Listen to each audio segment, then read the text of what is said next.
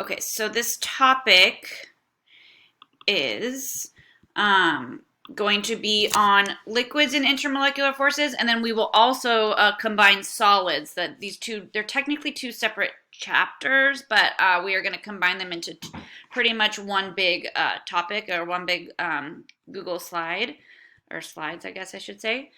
All right, so okay, intramolecular forces are forces within compounds or within molecules. So, like a covalent bond is an intramolecular force. An ionic bond is an intramolecular force. Intermolecular forces happen between molecules, okay? So in general, they're not as strong as a covalent bond or an ionic bond. However, these intermolecular forces determine so many of our physical properties of substances, such as boiling, what temperature they boil at, what temperature they melt at. So we're going to have a big focus on these intermolecular forces. Okay, so just to kind of clarify, this is a covalent bond. This is a covalent bond. This is a covalent bond. This is a covalent bond. These are intramolecular forces. They are very, very, very, very strong relative to what we're going to focus on in this chapter, which are intermolecular forces. However, intermolecular forces are important because, like I said, they play roles in physical properties of different substances. So this is the attraction of a hydrogen from this water molecule to the oxygen of a different water molecule. So this is a force of attraction. And again, this happens because water is polar. Anybody know what this is called? It does have a special name. What this intermolecular force is called? It has a name. We'll talk in more depth about it today, but I know you've heard it before. It is called hydrogen bonds. Nice job. So this is called a hydrogen bond. Now let's be clear. It's not a real bond. Like, this is a real bond. They're sharing electrons, sharing electrons, sharing electrons, sharing electrons. What this is a force of attraction. It's an intermolecular force. It's called a hydrogen bond. But I know they say the word bond, but it's not a real bond. So I just want to clarify that. It's just a force of attraction between the two different water molecules. Okay. So we're going to go over all of these different types of intermolecular forces today. And again, these are these attraction between molecules, so they're not as strong as covalent bonds or ionic bonds, but they do determine tons of our physical properties. And so that's what we're going to focus on. Boiling point, melting point, viscosity, that's how thick something is or how easily it flows, okay? Surface tension, capillary reaction, all right? And so we're going to discuss all these different types of intermolecular forces between molecules, okay? So in general, the weakest to strongest forces are dispersion forces are the weakest, dipole are stronger, hydrogen bonding is stronger, and then ion dipole is the strongest. And again, we're going to go over all of these today together. Okay, so the first one we're going to do is the strongest one. It's called ion dipole. And this is the force of attraction between some sort of ion and a polar molecule. So for my example, I'm going to use salt and water. Okay, so salt is ionic, right? NaCl. It's ionic. Therefore, it has ions. It has Na plus ions and Cl minus ions. Okay, and then water is polar. Because water is polar, it has a what's called, remember, a net dipole moment. So if it has a net dipole moment, it is polar, so it has a dipole. So the ion is from the salt, the dipole is from the polar water. Okay? So you go, okay, well, how does this work? Well, the reason that salt, right, this is a crystal lattice of salt right here. So you got your crystal lattice, organized ionic structure.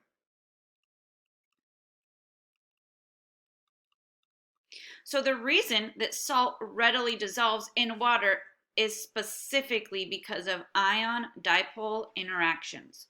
What happens is the water, who is polar, kind of weasels its way in here, okay, and rips the ions apart from one another. And then remember, they orient themselves a specific way around each ion, respectively. So if you notice, the hydrogen end of the water molecule is facing the chloride ion, just the chloride ion. Why?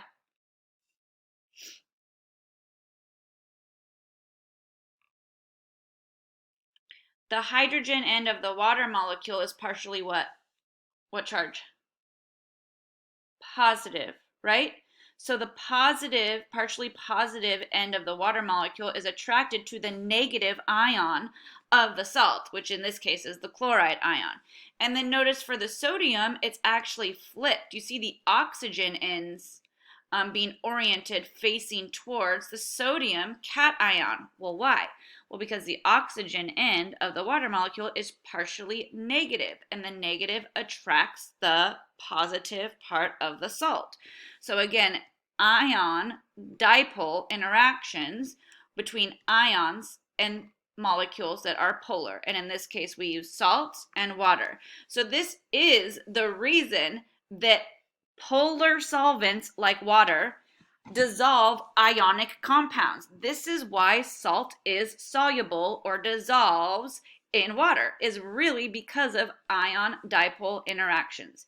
That is the cause of salt being soluble in water or any other polar solvents for that matter. Water is not the only polar molecule that exists. We just talk about it a lot, right? Because it's readily available, easy to access. Okay? Now, there are some ionic compounds that aren't soluble in water or other polar solvents for that matter. So we're going to go back to Coulomb's law, which we've talked about a handful of times now. So remember, this is a generic equation. It's not specific to chemistry, but we are using it in chemistry. And we are using it in terms of force of attraction between atoms or molecules, right? The force of attraction, F, depends on, okay, now K is some constant that we don't have to pay attention to. So the Q's are the charge. So the greater the charge, the greater the force of attraction. And then D is the distance, how close or far away from one another the atoms or molecules, depending on what we're talking about, are. Remember that if molecules or atoms are closer together, they experience a greater force of attraction, right? So if D is small, F is big. So if the cation and anion have a greater, like too much charge between them, sometimes you can't break them apart. Also, if the cation and the anion in the ionic compound are really, really close together, they're also really hard to break apart because they're really attracted to one another. They're not going to let something like water weasel its way in there and rip apart their very, very strong attraction to one another. So, check this out. I have two hydroxide compounds, magnesium hydroxide and barium hydroxide, and I drew the cations kind of like respective to one another, the magnesium cation and the barium cation. And I tell you, magnesium hydroxide is not soluble in water, whereas barium hydroxide is. Meaning if you dump this salt, magnesium hydroxide, in water, it just like sinks to the bottom. It doesn't really break apart. Whereas the barium hydroxide will totally dissolve, just like sodium chloride generally would. So it says the forces of attraction between the ions in magnesium hydroxide, right? These guys are both linked up with hydroxide, are stronger than in barium hydroxide. So if the force of attraction or Coulombic force depends on charge and distance, or how close or far away things are from one another, we know that the charge is not playing a role right now, right? Because both of our cations are +2. They both have the same charge. And hydroxides are both -1. So charge isn't the factor, which means the distance has to be the factor. So the question is why? How do we explain this? Anybody want to try to explain?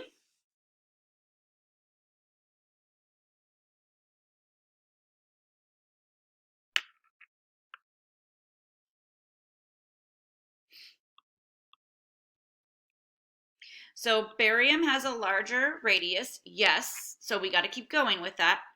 It has a bigger radius, which means it's not as close in space. It can't get as close to the hydroxide ions, right? Which is what this ionic compound is made out of. So what does that mean?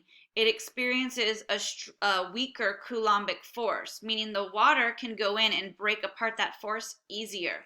Whereas magnesium ion is small, which means it is closer in space to the hydroxide ions. If it's closer in space, the magnesium and the hydroxide ions experience a greater Coulombic force of attraction. And if that force of attraction is so strong, water, something that's polar, anything that's polar, specifically we're talking about water, isn't strong enough, its dipole isn't strong enough to go in and break apart that interaction between magnesium and hydroxide. Okay, so that's basically what this says. Are there any questions on that? So because magnesium and hydroxide experience a greater Coulombic force, water can't go in and break it apart, making it not soluble or insoluble in water. All right. So the next force, so that was ion dipole. The next force we're going to talk about are dipole-dipole. This is for polar molecules. Anything that's polar with any other thing that's polar. So a polar molecule interacting with another polar molecule. So these are molecules with dipole moments, and then they line up so that your positive dipole and your negative dipoles are next to each other. So the positive and negatives will want to be next to each other, and then the positive and negative don't. Now, I know we're talking about intermolecular forces, but just in terms of strength, a covalent or ionic bond is an intramolecular force. So these types of forces relative to an actual bond are 1% as strong. They're not nearly as strong. But again, they do determine a lot of our physical properties like boiling point, melting point, freezing point, viscosity, things like that. So we do have to pay attention to them.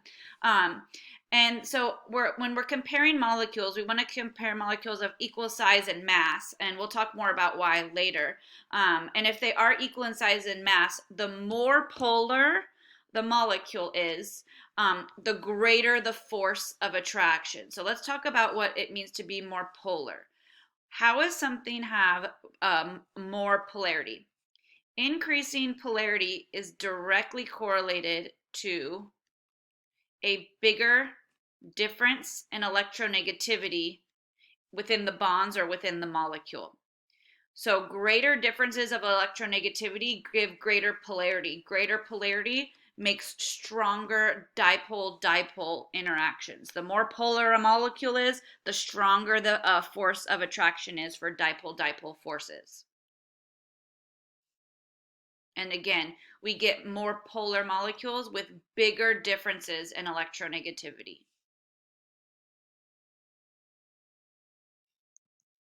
Okay, so look how they orient themselves, where the partially negative end of one molecule is attracted to the partially positive end of another molecule. And again, these are dipole-dipole forces. So they are attracted to one another. So I want you to go ahead and write this down. Polar substances like other polar substances. So polar and polar go together, which means nonpolar and nonpolar go together. However, polar things and nonpolar things do not like to go together. And we'll talk more about this in a little bit. Okay. So look at HCl. Chlorine yanks really hard on the electrons. Why? Because it's more electronegative, meaning it's more attracted to electrons in a chemical bond. So because this dipole is only pointing one way, that creates a partially negative region and a partially positive region. Well, if HCl is next to another HCl molecule, which is also polar, okay, there's uneven sharing of electrons, creating this partially negative region, this partially positive. Well, the negative region of this molecule will be attracted to the positive region of the other molecule. This is an intermolecular force. It's called dipole, right? This is a dipole. Dipole interaction. This is a dipole, dipole, dipole. What's this?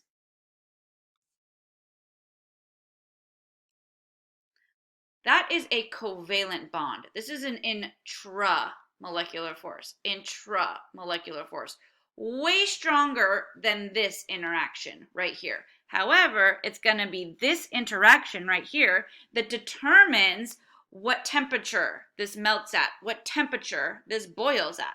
Okay, so we have to talk about them.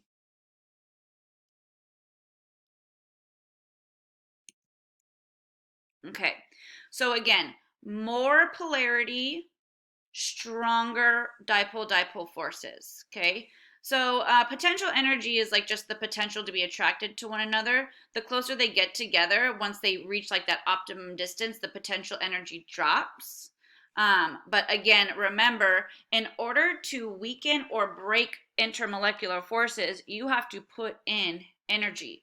So let's have a little bit of a flashback on this.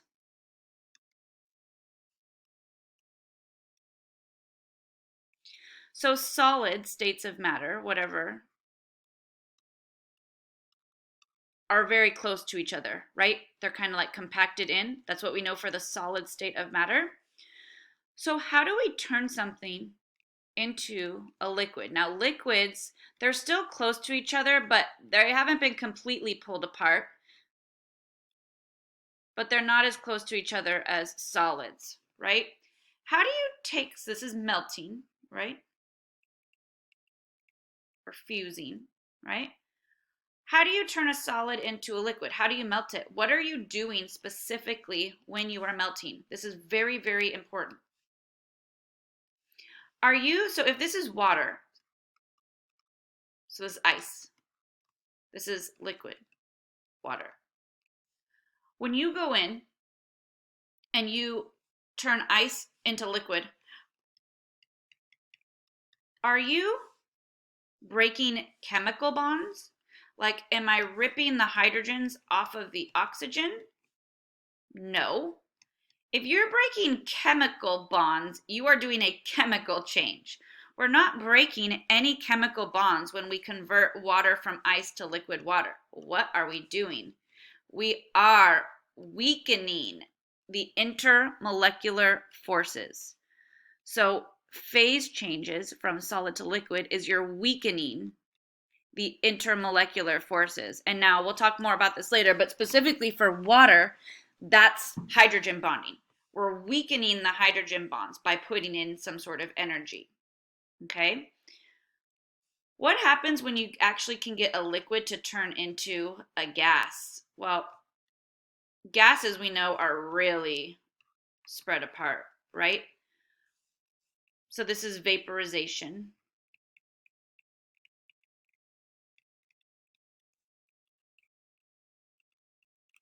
Okay?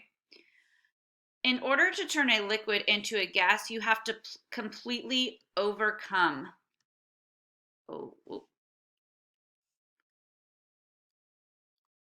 all intermolecular forces. You pull them, you have put in so much energy that you've completely ripped all molecules or atoms, whatever it is, away from each other so that they can't even like be close to one another. So in melting or fusing, we're weakening them, and then to get something to boil or turn it from a liquid to a gas, you've completely overcome any sort of intermolecular forces that are holding it together. Okay? So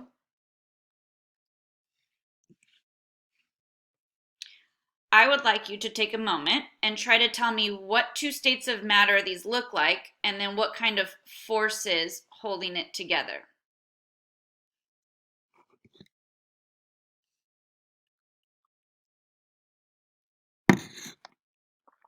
Lessening concentration, we're not talking about aqueous solutions right now. We're talking about pure substances, so they don't have concentration.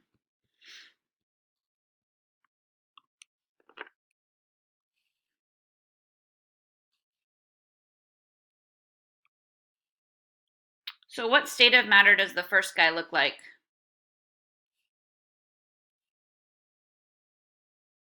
Should look like a solid, close together, very organized structure. Now this one not as organized, and looks like they can move a little bit more freely. So this is probably a what? Oh, sorry.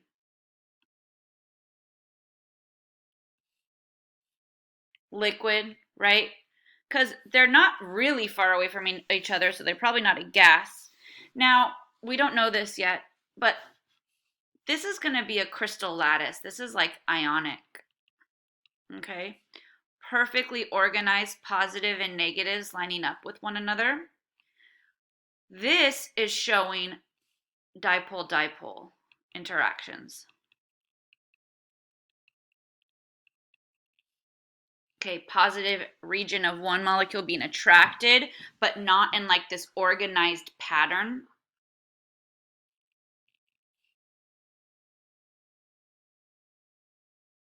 Okay. So I would like you to take a moment. I'm going to give you about 3 minutes. Um, what I'm having everybody do is I would like you to draw them and tell me everything you know about them. And the reason we're doing that is because we're practicing from last chapter, meaning I want you to tell me the shape, the bond angle, the hybridization, and then I would like you to draw in all dipoles if they're present. Any dipoles present if there are any. So I'm going to give a couple of minutes for this, please. All right, so this is what I have. We have all of our shapes, bond angles, hybridization around the central atom. This guy doesn't have a central atom, so I didn't do hybridization around it. And then their polarities, nonpolar, nonpolar, nonpolar. This guy is the only guy that's polar. And the question is why? Because tetrahedral is symmetrical, right? And generally symmetrical shapes are nonpolar, but it doesn't have even pulling because fluorine is more electronegative than chlorine. So the carbon-fluorine bonds have a greater pull on the electrons than the carbon-chlorine bonds, meaning it will have a net dipole moment, making it polar. So if it's polar, it has the ability to have dipole-dipole interactions. Are there any questions on this practice or these molecules? So the answer is the CF2Cl2 structure is capable of dipole-dipole interactions.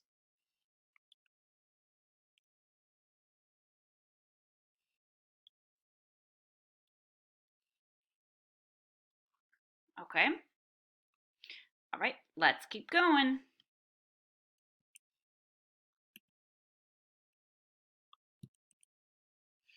All right, so one you know, but maybe don't know all that well, you know it for water, is hydrogen bonding. Now, hydrogen bonding is a special type of dipole-dipole interactions.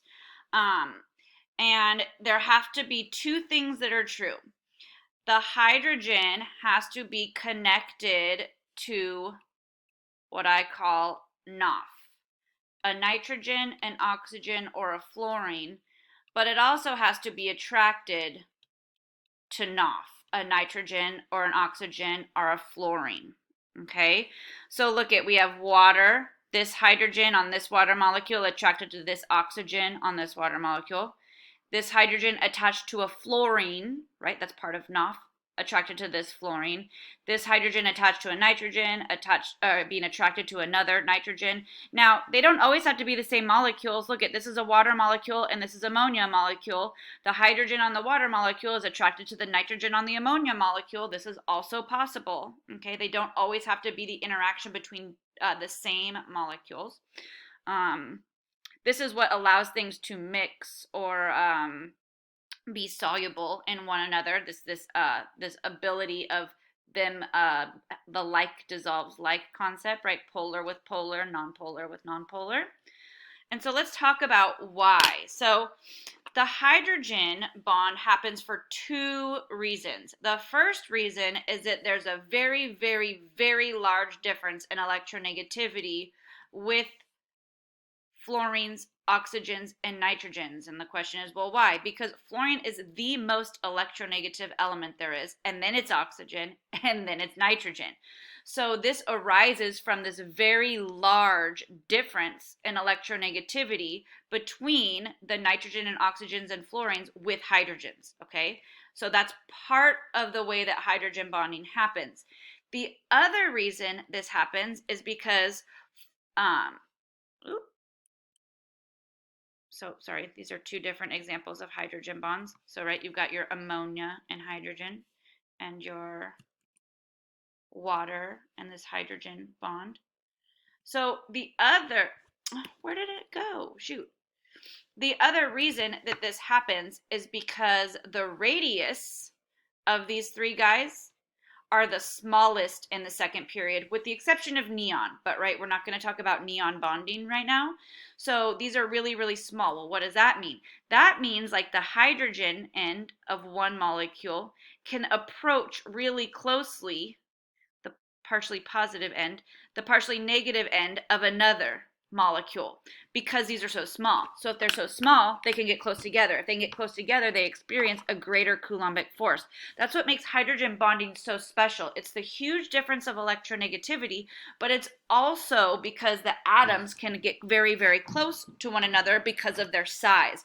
And that's what creates a hydrogen bond being stronger than just a plain dipole bond. Now, don't forget, this is a dipole. This is a dipole. This is a dipole. It's just a special kind of dipole, and it's actually a stronger kind of dipole-dipole interaction.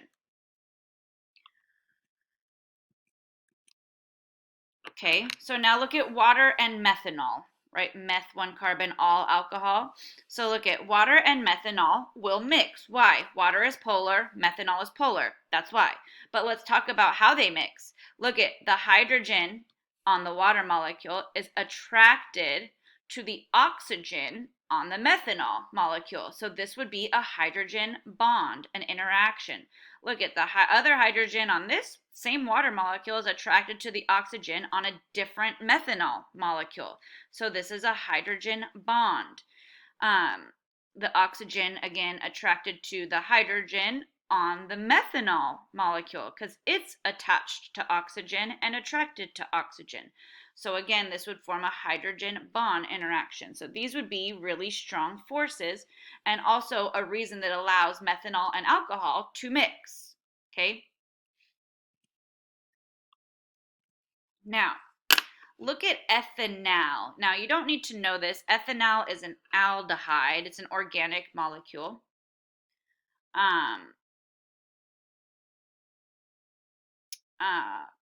Why can't it form hydrogen bonds? Well,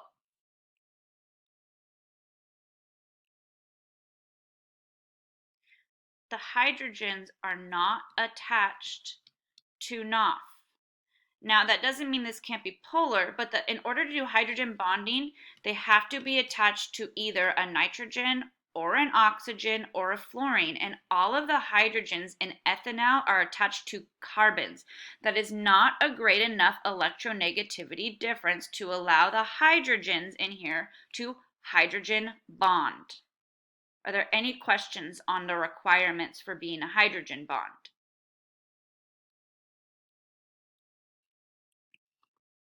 Okay, so dimethyl ether, again, an ether is another type of organic compound. And back in the day, you used to have to know this for the AP test. They don't require that you know this anymore. But they always try to generally, you've noticed like organic compounds try to tell you how the elements are structured. So we'll draw this guy. So dimethyl ether. So you got a carbon and then 3 hydrogens. That's your H3C. And then you got your oxygen in the middle. Okay, and then you've got another 3 carbons. CH3 are called methyl groups.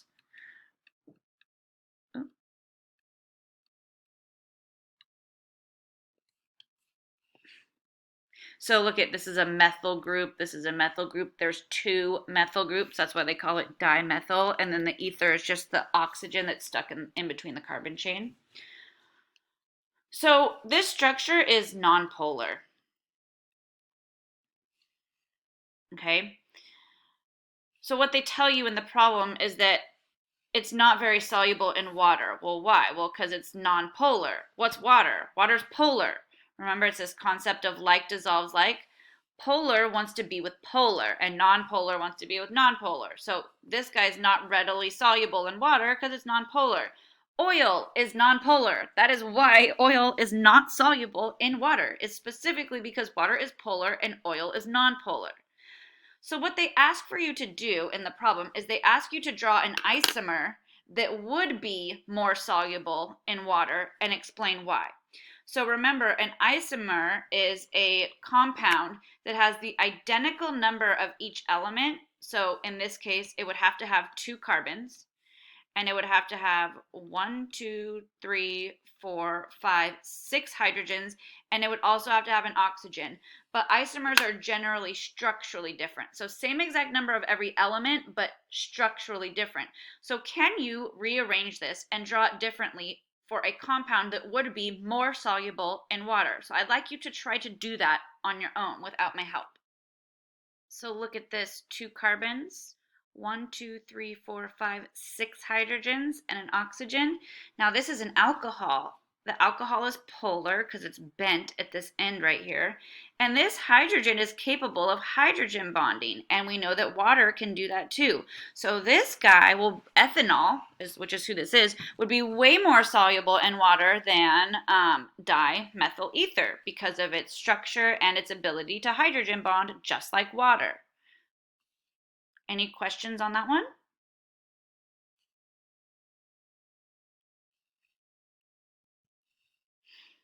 Okay, so we're going to do some practice, and I want to do the same thing since we're trying to practice everything.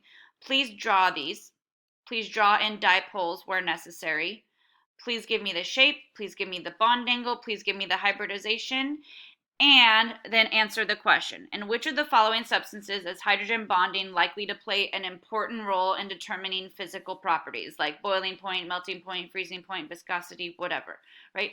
Which of these structures pretty much is capable of hydrogen bonding is what it's asking. So again, I'll give a couple of minutes so we can get good at practicing and answering all of those other things that I'm asking you to do.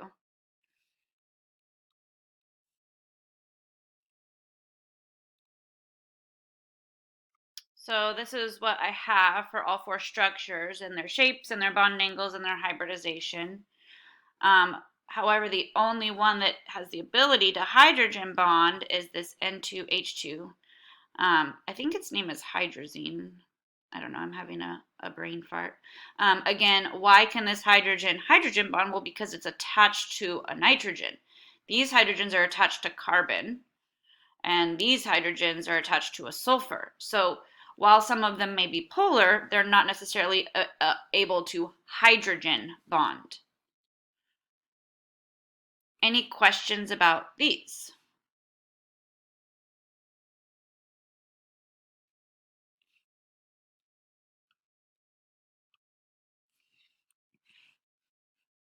Okay. So molecules that are polar have the ability to induce a dipole on other substances. So what does induce mean? To induce means to force something to happen. So like if you're pregnant and you're overdue, they don't let you, wait too long until after for certain health reasons. So sometimes they'll induce you. In other words, they give you Pitocin is usually what it's called, to force to evict the baby, to force the baby to come out. It's called induction. So a dipole-induced dipole is something that is polar, that has a dipole to force something who isn't polar to be polar. Okay? Now, the more polar the molecule is, the better it can induce a dipole on something that is not polar. This ability to turn polar is called polarization or being polarizable. Okay, so the greater the dipoles have, the more polarizable the other molecule can be. And the size of the nonpolar molecule, the bigger it is, the greater of a chance it has of having a dipole being forced onto it, when it wouldn't normally. So again, this is called being polarizable, and we're going to go heavy into this next. So, London dispersion forces, often abbreviated LDF, are sometimes called van der Waals forces. Okay, every single molecule has dispersion forces. Every single one. So, water has dispersion forces. Every single molecule ever has dispersion forces. Okay, and dispersion forces we're going to talk about in detail. But there are some molecules that only have dispersion forces. Those are our noble gases, right? Because they're very, very stable, full valence shells, as well as all of our non-polar molecules. So if you've noticed, we haven't focused on non-polar molecules yet. So non-polar molecules only have dispersion forces, right? You can't have dipole-dipole forces if you're not polar. So again, we will be dealing with some molecules that only have dispersion forces. Now, what are dispersion forces? So these are these weird, no, I shouldn't say weird, but these are these attractions of generally nonpolar molecules having a brief moment where they become slightly polar. They call these instantaneous, right? For like a brief moment, dipoles. Um, and this happens because of electrons being kind of distorted around the nucleus of the atom, right? It's called being polarizable or polarizability. So, for example, we're going to use helium. Helium has 2 electrons. Its molar mass is 4 grams per mole. Okay, it's a pretty small atom. In general, helium, right, is not polar. It's not electronegative. It doesn't have attraction to electrons. It tends to not want to form bonds, okay? So you have the 2 electrons kind of in the electron cloud constantly moving around the nucleus, right? Well, if for a brief moment the electrons end up on one side of the atom together, it's 2 electrons, that side for a brief moment becomes partially negative, which makes the other side of the atom become partially positive for that brief moment. And if this happens with another helium atom, where the electron cloud kind of gets distorted, where all of the electrons find their way on one side, and it creates this partial or this momentary dipole or temporarily polarized. Well, now these 2 helium atoms can be attracted to one another. This attraction is called dispersion forces or London dispersion forces. Okay, and it happens because of kind of a distortion of the electron cloud, creating these temporary dipoles. All right. Oops. So we're going to use neon as an example. I'm going to go further into this, and then if you have questions, I'll answer them. So I'm going to give can be kind of confusing. So I'm going to give a little bit more detail. So look at neon. Neon is a noble gas. It is not attracted to electrons in general, right? It's not electronegative. It wants to be left alone. It's really stable. So the only forces neon atoms can have are dispersion forces. So neon is atomic number 10. So if you count all of these dots, these are my electrons orbiting the nucleus. 1, 2, 3, 4, 5, 6, 7, 8, 9, 10. So a neon atom and another neon atom. Okay, and if you look at it now, the way that it's set up right now at this moment, the electrons are kind of evenly distributed around the atom, right? So there's no like distortion, right? So if they're all kind of evenly distributed, there's really no dipole or temporary dipole at this moment. However, electrons are constantly moving, right, around the nucleus of an atom. So let's watch this little animation. So you'll notice that electrons are moving, moving, moving, and then every once in a while, right, all of the electrons end up on one side of the atom. And same over here. Well, if the whole electron cloud ends up distorted disproportionately on one side of the atom, it creates, if all the electrons are over, for example, on the left side of the atom, that creates a partial positive region of the neon atom, okay? This polarized region. Well, if all the electrons are over here, that also creates a positive region where the electrons have moved away from. So if that happens with 2 atoms for a brief moment, they can be attracted to one another. That attraction is called dispersion forces. Now, these are relatively weak, okay? They're fairly short-lived, all right? But the things that affect dispersion forces is how many electrons are in an atom. And they often correlate this with the size or the weight of the atom. Here's why. If an atom has more electrons, it also has more protons. We're talking about neutral atoms, right? If it has more protons, it's heavier. So heavier atoms have more electrons. More electrons are more polarizable. Think about it. Let's look back at this. I know that this is neon, but let's say it was argon. How many electrons does argon have? I actually don't know. I should probably look that up. Let's see. Argon has, no, let's do xenon. How about that? Xenon has 54 electrons. So just imagine if these were two xenon atoms and you had a distortion of 54 electrons. That is way more polarizable, right? 54 electrons being distorted is going to create a greater force than only 10 in neon. So the more electrons that can become distorted throughout the atom or the molecule as well, we'll talk about molecules too, the more polarizable it is and the greater the dispersion forces are. The shape of the molecules also with how they're able to line up next to each other will also play a factor, and I'll do that after.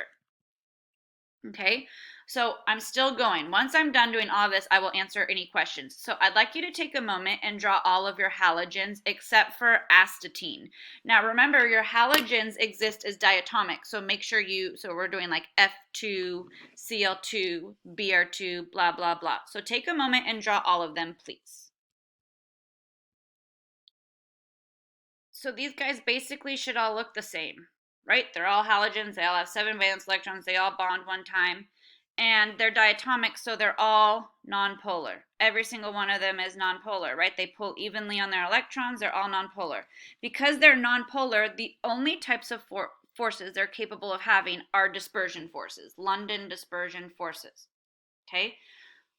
So let's think real quick.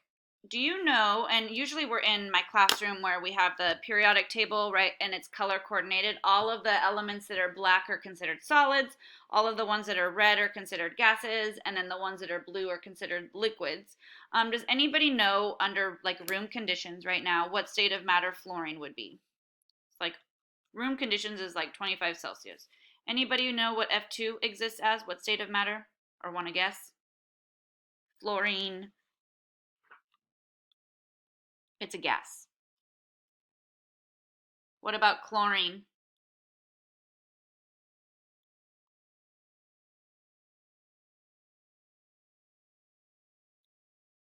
It's a gas. Does anybody know what bromine is?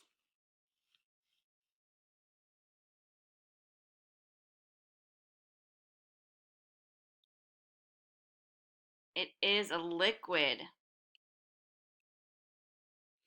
There are only 2 elements on the periodic table that exist in nature in the liquid state. One of them is bromine. Who's the other one? Does anyone know?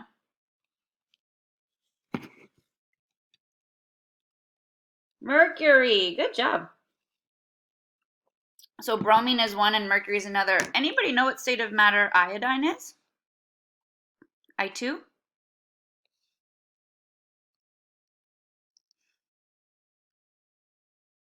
It is a solid. Good job, guys. All right, this matters. So the dispersion forces are what are responsible for all of these guys' states of matter. So let's flash back to the concept of what it means to be solid, liquid, gas. Basically, gases have the weakest, I'm going to change the color, weakest intermolecular forces, whereas solids have the strongest. Why? Well, if gases can be so spread apart, they can be ripped apart from one another, there must not be a lot of force holding them together. Whereas, right, when things want to stay a solid, there must be strong enough forces of attraction to keep the substance solidified, attracted to itself, close to one another. Okay? So, what does that mean in terms of these? obviously this guy has the weakest, I want to do a different color.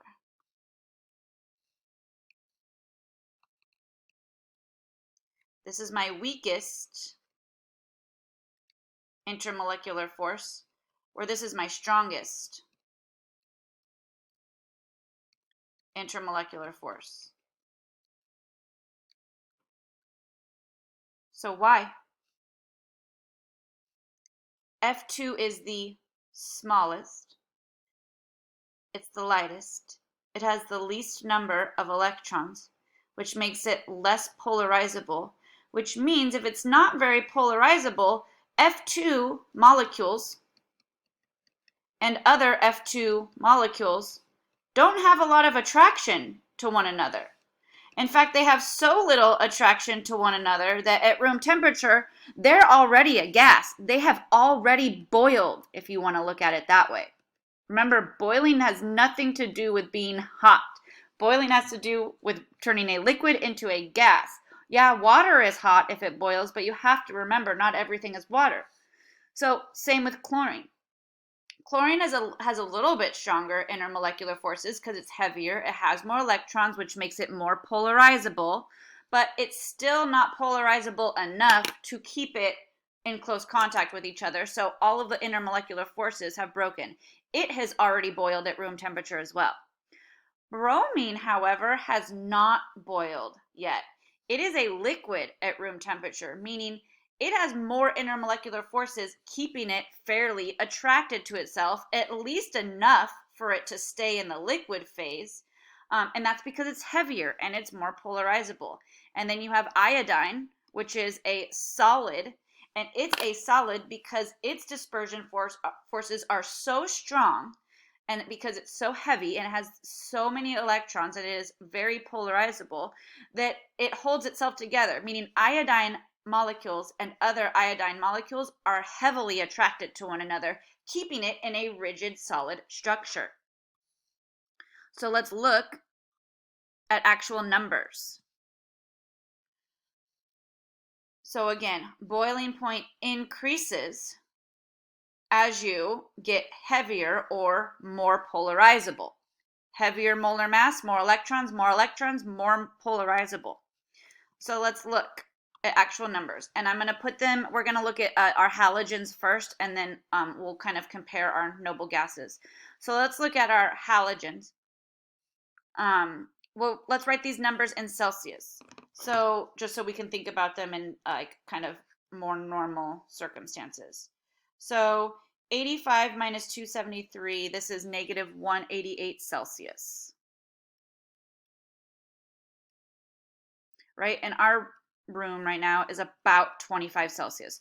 So fluorine boils at negative 188 Celsius, meaning at 25 Celsius, it's already turned into a gas. Okay, so what's 239 minus 273, right? I'm just converting to Celsius. This is negative 34 Celsius. This is when chlorine boils. So it's already a gas. What's 332 minus 273? So this is 59 degrees Celsius. Oh, okay. So 59 degrees Celsius. So this is a liquid at room temperature. Okay, it hasn't boiled yet. Room temperature is 25. It has to get to 59 before it boils. So it remains a liquid. Now, we don't know this guy's melting point, but meaning we don't know when it what it has to be to turn into a liquid. We know it's a solid. So this guy boils at 185 degrees Celsius, and we know this guy is a solid. In fact, you know what? I'm going to Google it. Let me take a second. Iodine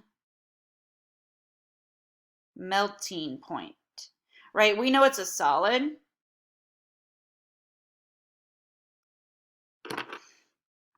Iodine does not melt until 113 degrees Celsius. So it's definitely a solid at room temperature. This is its melting point to get it to be a liquid, and then this is what it would take to get it to be a gas. Okay?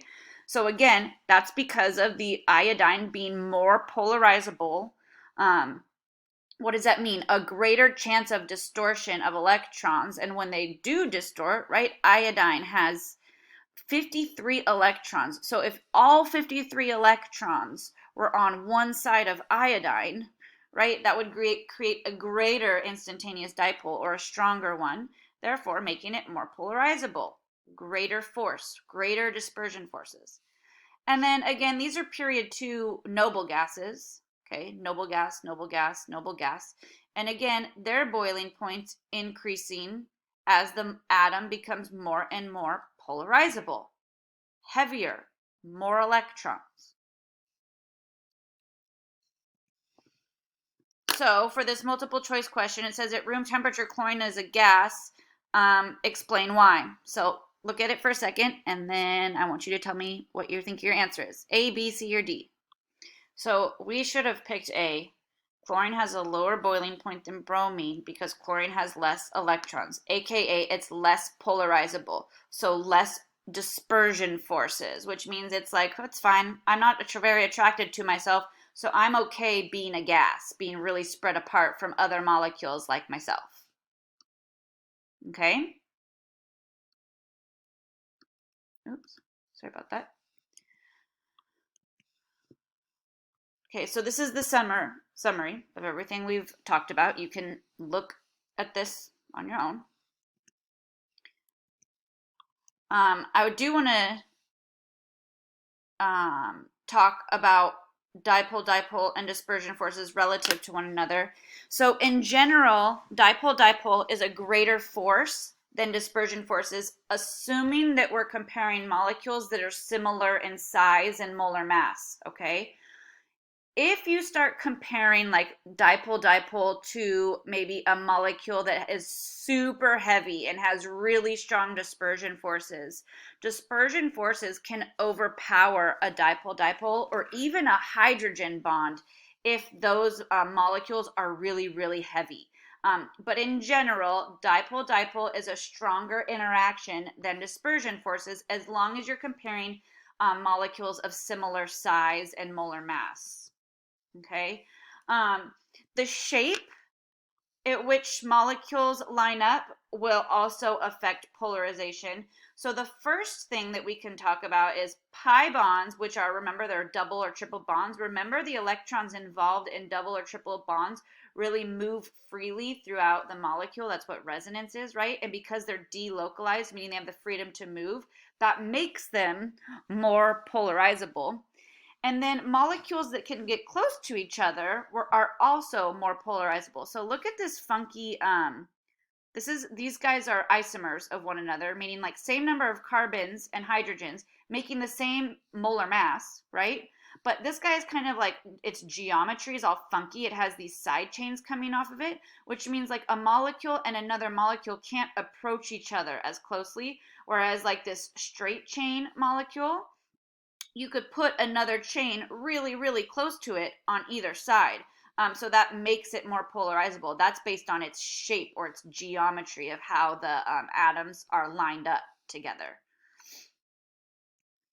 Okay, so to summarize all of our forces, and now ionic bonding is not an intermolecular force, this is an intra. However, if there's ion present and there's no polar molecules, you have an ionic compound. But if there's ion presence with a polar molecule, like water, for example, you have ion dipole, just like salt dissolving in water, okay? Now, if there aren't ions present, we're dealing with molecular compounds, meaning nonmetals with other nonmetals. Now, if the molecular compounds aren't polar, you only have dispersion forces, okay? However, if there's molecules present, and there are hydrogen atoms attached to NOF. So not only is it polar, but you have hydrogen attached to NOF.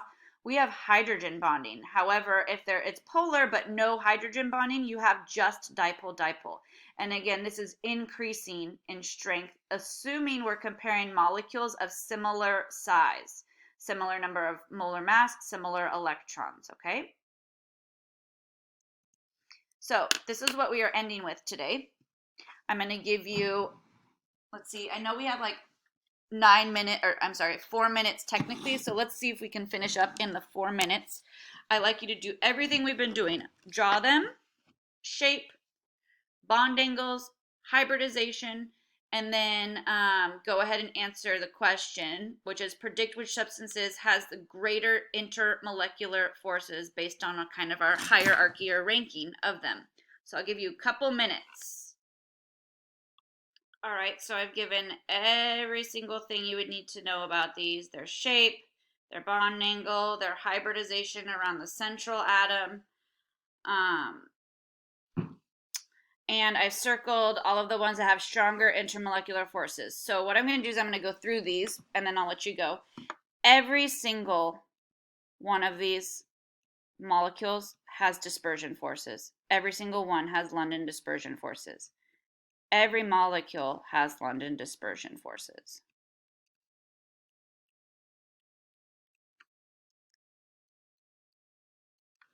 Now, in the first structure, this guy is nonpolar carbon dioxide, so it only has dispersion forces. This guy is polar because the uneven pulling on the electrons. So this guy also has dipole. I'll just do D-D, dipole, dipole. Okay, so dipole, dipole is a stronger force in general than just dispersion forces. So that's why it's OCS2. So then the same thing happens down here. PF5 is nonpolar, which means it only has dispersion forces. PF3 is polar. It's trigonal pyramidal. Its dipoles do not cancel out through symmetry. So this guy has dipole forces in it, which makes it stronger than just dispersion forces only. SF6 is octahedral. It has only dispersion forces. It is nonpolar. SF2 is bent. It is polar. So it has things that are polar have dipole forces. And dipole in general is a stronger than just a dispersion force. And then last but not least, SO2 or SO3 is trigonal planar. That is a symmetrical shape. So SO3 is nonpolar. It only has dispersion forces.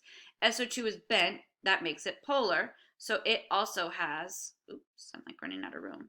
SO2 has dipole forces in it, which makes it polar, which gives it dipole forces, which is a stronger force in general than dispersion forces only.